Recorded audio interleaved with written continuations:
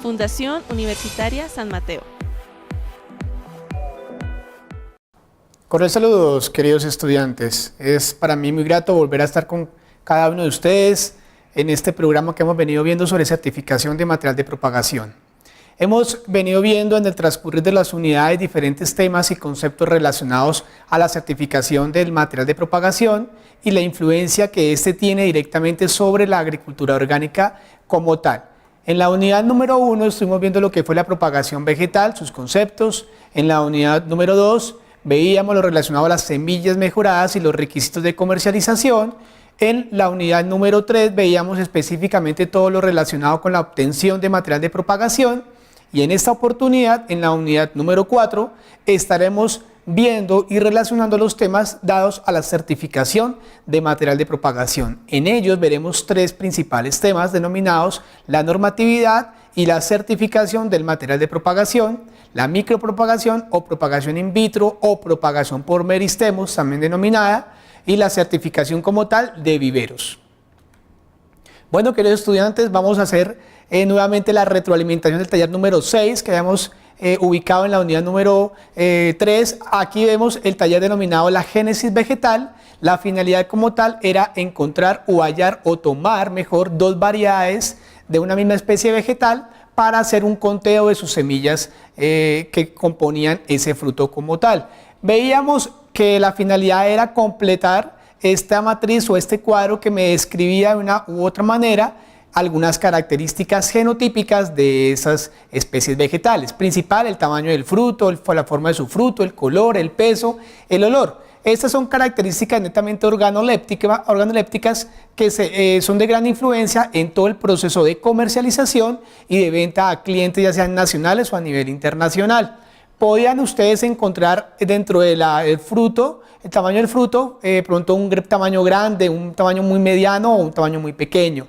Dentro como tal de la forma del fruto podían encontrar ustedes frutas redondas, ovaladas, alargadas. Eso dependía de la variedad que ustedes iban a tomar. El color de fruto también, pues como dábamos un ejemplo que era el tomate, pues podíamos encontrar un color rojo o un color vino tinto, pues que también podía cambiar entre variedades. El peso del fruto, que obviamente es su composición de la biomasa, también va a cambiar según la parte genética que tiene esta especie vegetal. Y por último, el olor, porque el olor es un aspecto característico dentro de algunos productos vegetales o inclusive frutas, en el caso pues de la exportación. Entonces la finalidad era tomar esas variedades de frutos, hacer un corte transversal para que ustedes lo pudieran tomar dentro de una recipiente o un papel seco como tal y pudieran llevar a cabo un conteo del mismo. La finalidad del conteo es poder identificar cuántas semillas se podían hallar o encontrar en cada una de esas dos variedades de la misma especie vegetal como tal. ¿Cuál es la importancia del número de semillas a encontrar en una especie vegetal? Obviamente pues me determina de una u otra forma esa capacidad que va a poder tener esa especie vegetal para poder multiplicarse y poder propagar esa planta como tal a nivel pues productivo. También si estamos comercializando la semilla, pues es un determinante importante a la hora del factor de producción y de la comercialización y de generar utilidades. Ahora, si es en el caso de la certificación o se utiliza para la propagación de otras especies o la misma especie vegetal, es sumamente importante porque me va a garantizar mayores unidades o individuos por metro cuadrado. Entonces el número de semillas es sumamente importante dentro de una especie vegetal porque me garantiza como tal la progenie que continúe en el tiempo y garantice un sistema de producción dentro de la cadena orgánica, que es lo que hemos venido viendo hasta el momento. Vamos a entrar a nuestra unidad número 4. En ella encontramos los tres grandes temas que hemos venido, que les comenté anteriormente: la norma y certificación del material de propagación, la micropropagación, la propagación in vitro o también llamada por meristemos, y la certificación de viveros, que es un elemento importante a la hora de llevar a cabo una propagación vegetal. Encontramos el concepto del material o la norma de material de certificación en la propagación. El proceso de certificación garantiza o es un elemento importante dentro del sistema productivo porque nos va a dar confianza en que la semilla que estamos utilizando o el material de propagación que estamos utilizando es un material de calidad, es un material que puede comprobar los mismos aspectos ambientales, genotípicos y fenotípicos de la variedad anterior, y eso nos garantiza que la producción sea más estable. Al desarrollar o al utilizar mejor variedades de dudosa procedencia, corremos el riesgo de que nuestra producción sea limitada o que tengamos un uso excesivo de algún bioplaguicida o algún bioabono que hace que nuestros costos obviamente aumenten debido a la cadena de producción. Por eso la certificación como tal de un elemento de propagación es vital a la hora de una cadena de producción orgánica que nos garantice que ese elemento va a contribuir al mejoramiento de la producción. Para ello, el Instituto Colombiano Agropecuario, ICA, es el encargado de llevar a cabo ese control y esa certificación de ese material de propagación. Mediante el artículo 4 del decreto 3761 del 2009, el Estado colombiano le da ese poder para poder que el ICA lleve a cabo ese control sobre cualquier material animal o cualquier material vegetativo que se utilice en el país con fin de propagación y de uso entre una cadena de producción. Entonces, ese Instituto Colombiano Agropecuario es el que nos da la confianza de que esa semilla que yo estoy utilizando o ese material genético que yo estoy utilizando para la propagación o para la producción cumple con los requisitos de calidad y cumple con los requisitos sanitarios y de inocuidad para la producción de alimentos como tal. También encontramos que esa certificación nos puede llegar a garantizar el manejo del rendimiento sobre metro cuadrado de lo que nosotros queramos producir o sembrar. ¿Qué nos garantiza esto? Nos garantiza que los recursos naturales que nosotros vamos a utilizar en la finca se van a poder llevar acorde al manejo de la planta que estamos utilizando.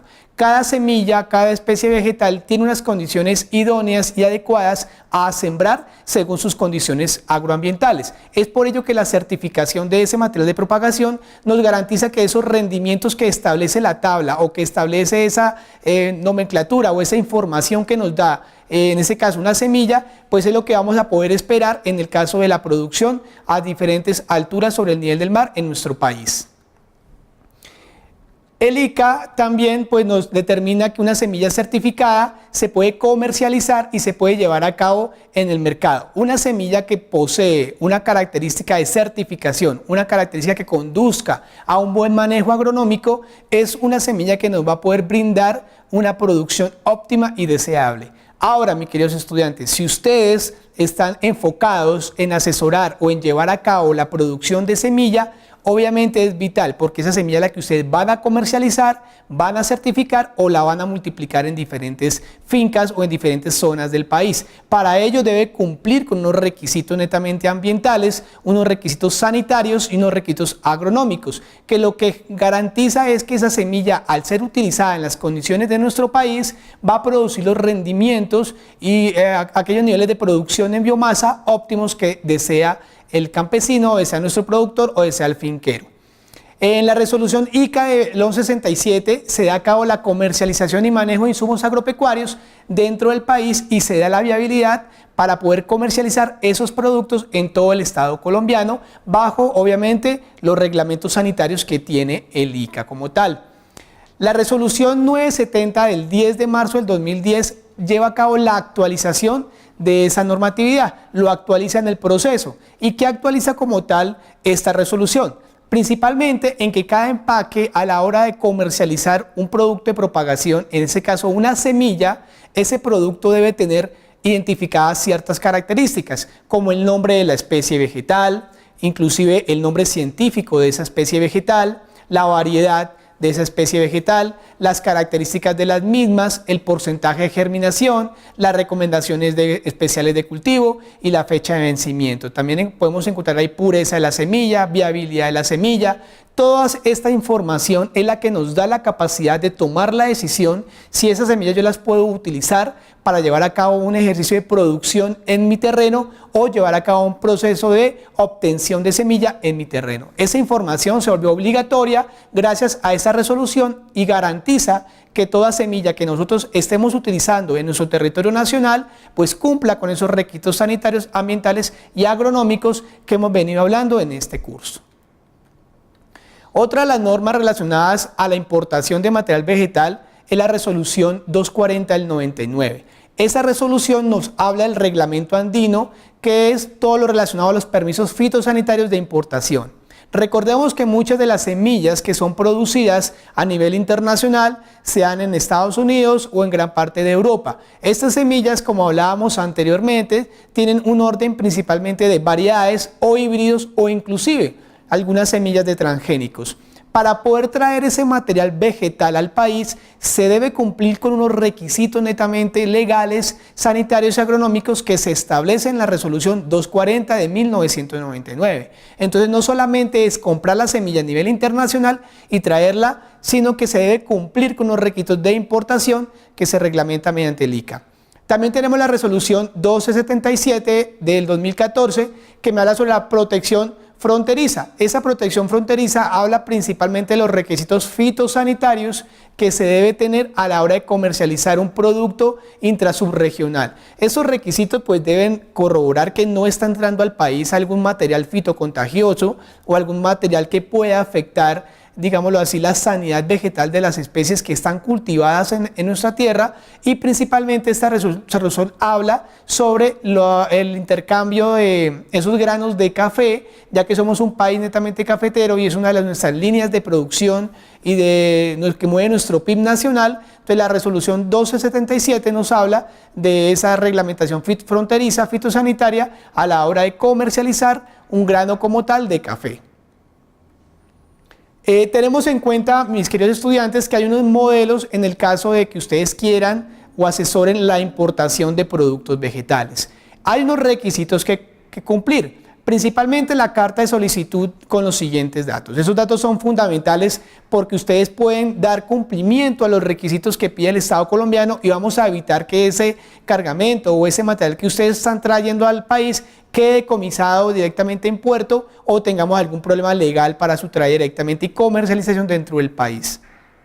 ¿Esa carta qué debe traer? La fecha, obviamente, en la que usted está en el proceso de importación del producto, el nombre del importador, la dirección, la ciudad, país de origen donde viene como tal ese material de propagación, que es vital e importante porque obviamente hay países que comercializan productos pero que tienen algún problema fitosanitario dentro de su territorio.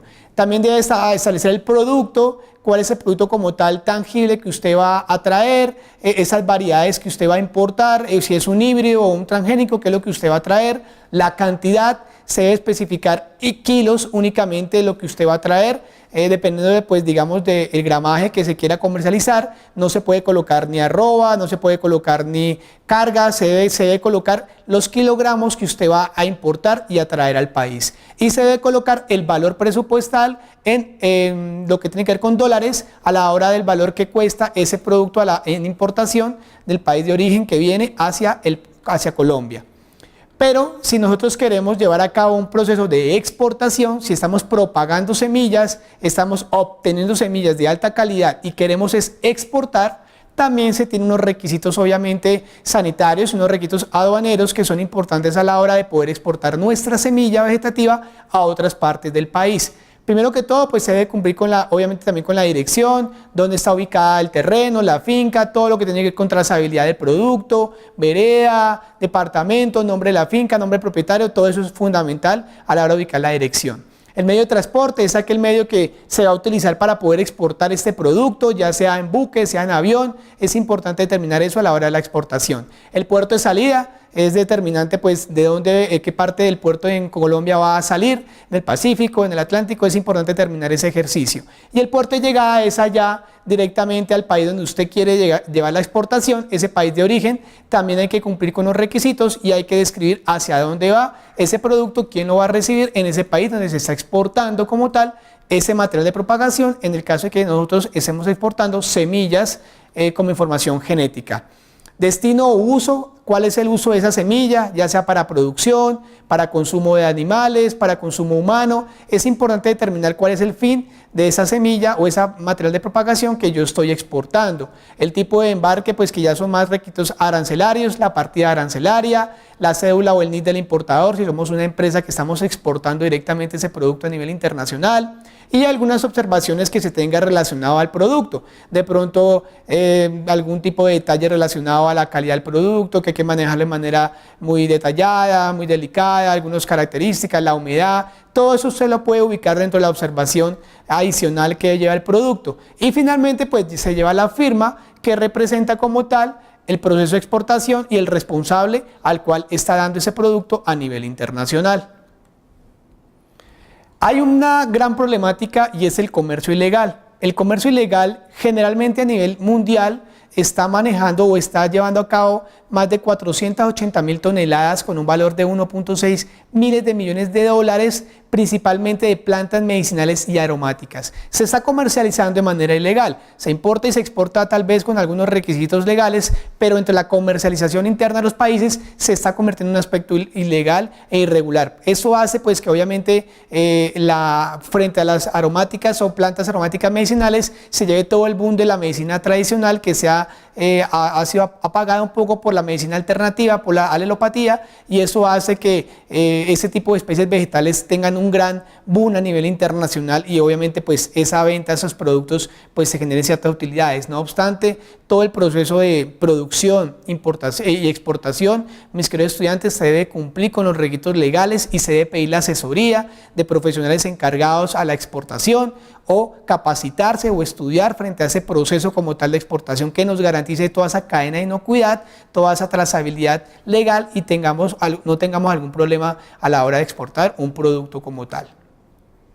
Bueno, ahora vamos a entrar a mirar lo que tiene que ver con la micropropagación, la propagación in vitro o la propagación por meristemos, también denominada así. ¿Por qué se denomina de esta forma? Porque la finalidad de esa micropropagación, como su nombre lo dice, es pequeña, es diminuta, es tomar un fragmento, es tomar una parte de esa especie vegetal, una célula, un tejido, una yema, que lo que hace es multiplicar esa planta u obtener una planta nueva con características similares a la que la obtuvimos o para llevar a cabo un mejoramiento vegetal y todo lo que veíamos anteriormente con las leyes de Mendel. Es importante que esa micropropagación se garantiza bajo un aspecto netamente de higiene, un aspecto que tiene que ver relativamente características asépticas, en la cual la sanidad es vital a la hora del crecimiento y a la hora de la propagación de esa especie vegetal, porque eso nos va a garantizar que es una planta con una alta pureza genética que va a poder expresar todo su potencial genético a la hora de llevar a campo. ¿Y eso lo determina cómo? Pues se determina directamente en in vitro. Mis queridos estudiantes, yo siempre trato de relacionar la micropropagación como un ejercicio de un cuidado de un bebé cuando está directamente en esas cápsulas de protección que es vital a la hora de conservar su vida. En las plantas es exactamente igual. Se protegen y se conservan bajo esos recipientes, bajo esos medios de cultivos adecuados, con el fin de que ningún agente externo pueda hacer daño o afectar como tal a esa especie vegetal. Y eso me va a garantizar pues de que la planta pueda desarrollar y expresar genéticamente todo lo que se desea como tal. La creación de la micropropagación podemos llamarlo como una creación de la biotecnología, algo que se ha aplicado directamente al mejoramiento vegetal y al aumento de los rendimientos productivos en el campo. Eso lo ha desarrollado los diferentes laboratorios y diferentes entidades comerciales que desarrollan especies vegetales y semillas con el fin de dar una semilla o un producto de mayor calidad, de mayor eficiencia, mayor eficacia a la hora de la producción. Y obviamente eso me garantiza que son plantas que van a poder expresar todo su potencial genético que se va a ver resuelto directamente en la creación o la absorción de biomasa, que eso te transforma directamente en utilidades, que es vital para un negocio o para lo que tiene que ver con los sistemas de producción netamente orgánica.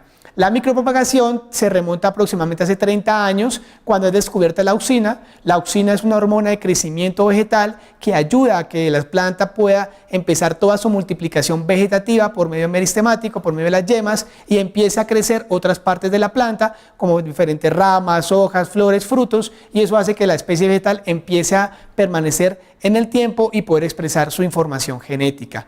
Después en el 52 Morel y Martin pues hacen la primera aplicación de microinjertos y es tomando partes de plantas para poderlas mezclar con otras y obtener nuevas especies vegetales con un mejoramiento como tal vegetal con características idóneas en la producción.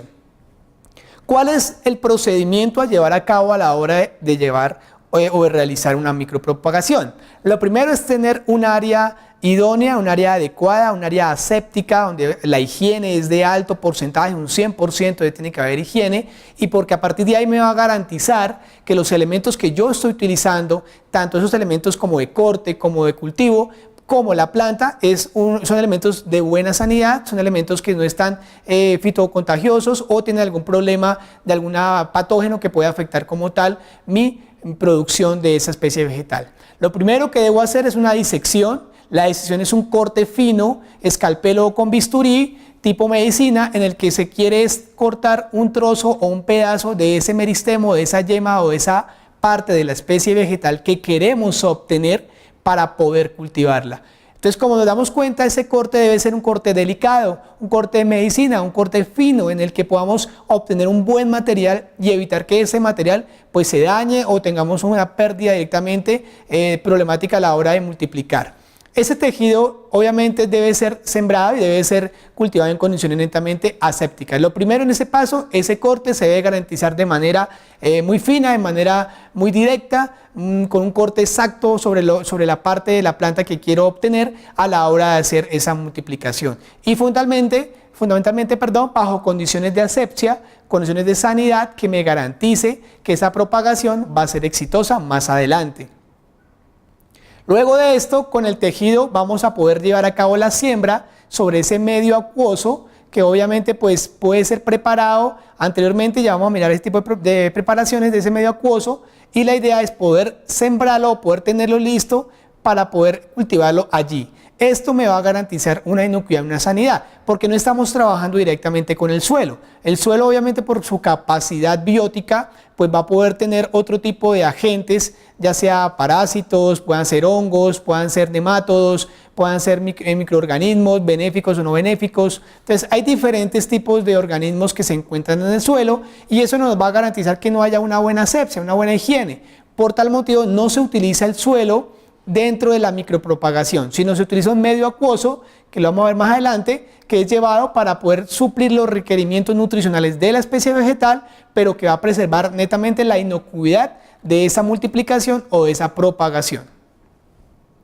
Luego lo que se hace en laboratorio es programar esa célula para que forme tallos. Cuando ya se siembra como tal esa parte de la planta que se ha obtenido, se siembra y ella empieza a desarrollar obviamente todo su sistema radicular, empieza a formar sus tallos, empieza la auxina a trabajar, empieza todo el componente hormonal de la especie vegetal para poder multiplicarse y empezar a crecer.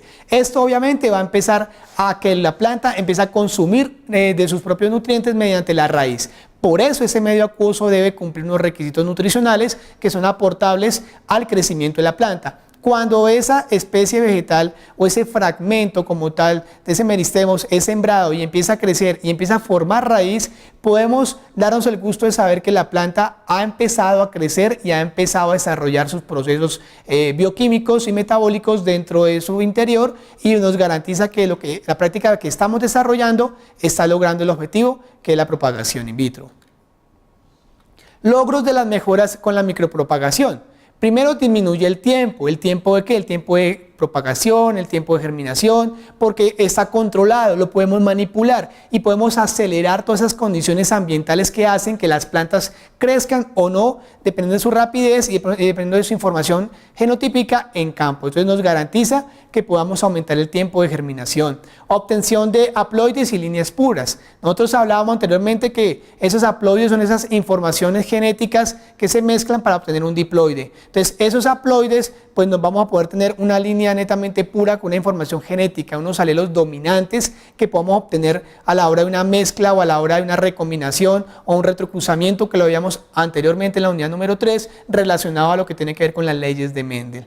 Y otra característica importante con la micropropagación es que se conserva el material de germoplasma. La variabilidad de la especie genética se conserva, se tiene en laboratorio gracias a que se va tratando con él en el tiempo, pero debido a la inocuidad y a la sanidad de esa especie vegetal, pues estamos conservando ese material importante a la hora de la multiplicación y a la hora de la propagación, que es lo que se quiere hacer dentro de toda línea de producción en biomasa a nivel mundial. Otro logro de la micropropagación es que hay una producción de metabolitos secundarios. Esos metabolitos secundarios se llevan a cabo gracias a la bioquímica de las plantas. Su principal metabolismo, pues Todos sabemos que la producción, ya sea de un fruto, de un rizoma, de un tubérculo, de un grano, de una leguminosa, dependiendo de la especie vegetal, pero puede también tener una producción secundaria dentro de su composición bioquímica, y una de ellas es la producción de farmacológicos, todo lo que tiene que ver con la línea de sanidad humana, todo lo que tiene que ver con medicamentos, la obtención de moléculas para desarrollar medicamentos sintéticos, eso lo es desarrollado por la planta mediante una producción secundaria de sus metabolitos. Es vital porque de allí parte todo lo que tiene que ver con la farmacología y todo lo que tiene que ver con el cuidado de la salud humana a partir de ese tipo de especies vegetales. Otro, que se pueden obtener órganos que produzcan sustancias de reactores o que produzcan algún elemento que pueda servir para la utilización de un biocombustible o la utilización de algún elemento que pueda servir dentro de la función humana de mover todo el sector industrial de lo que desarrolla el ser humano. Y obviamente la alteración del gen para que se produzca un metabolito deseado, yo puedo manipular como tal esas células que son las que me producen, en este caso, ese gen de farmacológico o ese gen de biocombustible, yo lo puedo tomar, lo puedo manipular para que este gen tenga una mayor producción, mayores rendimientos y tenga un aumento en la producción de esta línea. Por tal motivo, la micropropagación tiene un gran beneficio a la hora del sentido de la producción que yo quiera desarrollar en el sector agropecuario. Hay un ambiente químico y un medio de cultivo. Aquí es donde vamos a hablar de ese medio acuoso que requiere la planta a la hora de la propagación in vitro. Esa combinación como tal sólida o líquida que se utiliza como tal en un medio de cultivo principalmente está conformado por nutrientes y agua. Esos nutrientes generalmente son sales inorgánicas, carbohidratos, vitaminas, aminoácidos, que en algunos casos son llamados un medio basal. Ese medio lo que hace es, como le comentaba a mis queridos estudiantes, tener esa información nutricional, el calcio, el nitrógeno, el fósforo, el potasio, el molibdeno, el cobre, todos los elementos vitales que la planta requiere para llevar a cabo su proceso de crecimiento, su proceso de formación. Eso lo tiene ese medio basal mediante esa preparación necesaria que se quiere utilizar. Algunos de los elementos que yo puedo utilizar en ese medio basal son azúcares, aminoácidos, o la leucina, que es la hormona que también puedo trabajar, la citoquinina, la giberalina, los ácidos abscísicos. Todos esos elementos son sustancias orgánicas que yo puedo utilizar en ese medio basal, que los puedo mezclar con esos macro y microelementos que me van a poder aportar al crecimiento de la planta. Entonces, si nos damos cuenta, aunque no estamos utilizando el suelo directamente para el crecimiento de la planta, el hombre ha creado ese mecanismo y esa tecnología capaz de poder mezclar algunos elementos, algunas sustancias y poderlas envasar entre una cápsula o una caja de Petri o un envase, una probeta, para poder multiplicarlas, poderlas sembrar y a partir de ahí obtener una planta nueva mediante la propagación, que es la principal finalidad que se quiere con estos cultivos. También tenemos un ambiente físico. El ambiente físico pues influye directamente la temperatura. La temperatura es un elemento vital dentro del crecimiento de la planta. Todos sabemos que no todas las plantas se acondicionan de manera idónea y adecuadas en diferentes áreas climatológicas. Habrán unas que se aclimatizan o se crecen de mejor comportamiento en condiciones cálidas, otras en condiciones de temperatura un poco más media y otras definitivamente en condiciones frías. Eso determina la producción de la biomasa de la planta, eso determina el fenotipo de la especie vegetal mediante su genotipo. Todo eso lo podemos manipular y lo podemos manejar bajo laboratorio mediante la micropropagación. Directamente podemos desarrollar lo relacionado a que cada especie puede tener un efecto diferente a los intervalos de temperatura. Por eso hay que estudiar y poder ubicar y conocer a la especie vegetal para observar cuál es su mejor proceso de crecimiento, cuál es su mejor proceso de fotosíntesis cuando es expuesta a la radiación solar y a una altura idónea sobre el nivel del mar. Esto es vital para el crecimiento de las especies vegetales y eso nos garantiza una buena producción. Se puede obtener muy buenos resultados a temperaturas de incubación. Esta incubación se maneja directamente en laboratorio. Todo lo que tiene con la micropropagación yo lo puedo controlar la temperatura como si fuera directamente una calefacción, lo puedo manejar. Esa temperatura yo la puedo mover entre 20 y 28 grados centígrados. Todo en pro del crecimiento y la germinación de la planta. Cuando la planta ya está adecuada, ya ha empezado a crecer, tiene cierta longitud en su estructura, en su fenotipo, pues empiezo a manejar y a manipular un poco más lo que tiene que ver con la temperatura y de esa manera garantizar que no tengamos un daño fisiológico y metabólico dentro del proceso de crecimiento de la planta. En conclusión, para hablar de la micropropagación, podemos decir que es tomar un fragmento. Ese fragmento ya hablábamos que es un meristemo, es una parte de la planta, una yema que podemos obtener y poderla sembrar. Podemos tener unas fases. La preparación de la planta madre es encontrar esa planta la cual yo voy a tomar para poder multiplicar, y es importante identificarla. ¿Por qué? Porque no todas las especies plantas madres son buenas e idóneas para poder utilizarlas. Hay que observar sus características fenotípicas, su altura, su porte, su tamaño, su estructura, su color. Todo eso hace que esa sea una planta idónea para llevar a cabo la propagación. Luego tenemos una fase 1 que podemos hablar sobre el establecimiento del cultivo, que era lo que hablábamos sobre preparar ese medio basal, ese medio acuoso que podemos llevar a cabo a la hora de la siembra. Las condiciones de asepsia siempre están en todo el proceso. En la fase número 2 podemos encontrar la multiplicación de los brotes, que ya empezamos a ver que ese meristemo que fue cortado, ese fragmento que fue cortado y fue sembrado, empezó a multiplicar, empezó a crecer. Empezamos en la fase número 3 a observar un enraizamiento. Ese enraizamiento nos garantiza que la planta va a empezar a tomar los nutrientes de ese medio basal y va a empezar a producir hojas para que esas hojas lleven a cabo la fotosíntesis. Y en la fase número 4 vamos a poder observar la aclimatización. Todo ese proceso en el que la planta ya se ha adecuado, se ha adaptado a esas condiciones directamente ambientales del laboratorio y empieza a crecer de manera más tranquila, de manera más esporádica y a expresar todo su potencial genético, que es lo que se desea a la hora de obtener en una planta con un sentido de producción. Bueno, mis queridos estudiantes, hemos llegado al taller número 7 de esta unidad. Ese lo he denominado crucigrama y certificación y propagación. La finalidad de él es completar este crucigrama con algunos de los componentes y conceptos que hemos venido viendo en la unidad e identificarlos directamente sobre la figura que encontramos en la lámina. En el sentido horizontal vamos a encontrar unas ayudas que nos pueden tratar de identificar cuál es el concepto y la palabra que vamos a encontrar ahí, el fragmento de la planta, estructura viva de la planta, parte vital de la especie vegetal. Son conceptos que se relacionan como tal a la temática que hemos venido viendo de nuestra unidad. En la parte vertical también estaremos viendo algunos conceptos que son relacionados a esta unidad número 4 y que nos van a servir como herramienta académica para poder avanzar y ahondar un poco más en el conocimiento que queremos identificar. Posterior a eso, cuando identifiquen esas palabras que van en el crucigrama, lo van a ubicar dentro del concepto y van a explicar qué se entiende ese concepto. Van a desarrollar ese proceso investigativo y van a hablar, van a encontrar de lo que encontraron en el crucigrama, cuál es el concepto y cuál es la explicación de ese término que hallaron directamente en ese proceso como tal de investigación. Es importante, mis queridos estudiantes, que todo este manejo se lleve a cabo de manera idónea dentro del proceso de formación. Bueno, mis queridos estudiantes, hemos llegado a esta parte de la unidad número 4. Esperemos encontrarnos más adelante y éxitos.